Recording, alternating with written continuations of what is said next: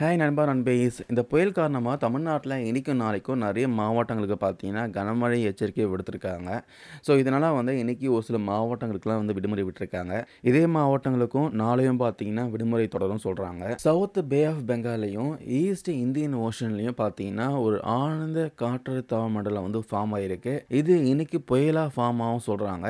இது தமிழ்நாட்டை நோக்கி வரதுனால சென்னை உள்ளிட்ட கடலோர மாவட்டங்களை பார்த்தீங்கன்னா மிக கனமழை பெய்யலான்ட்டு சென்னை வானிலை ஆய்வு மையம் எச்சரிக்கை விடுத்திருக்காங்க.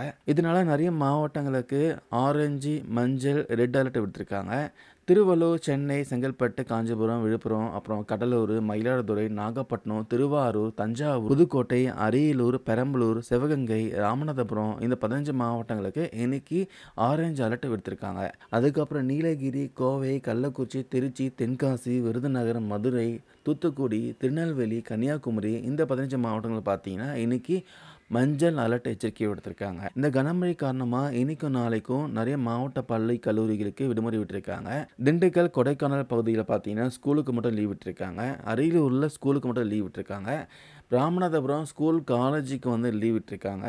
திருச்சி, விழுப்புரம், திருவள்ளூர், தஞ்சை, அப்புறம் திருவாரூர், நாகை, மயிலாடுதுறை, புதுச்சேரி, காரைக்கால் இங்கெல்லாம் பார்த்தீங்கன்னா ஸ்கூல் காலேஜுக்கு ரெண்டுத்துக்கும் லீவ் விட்டுருக்காங்க.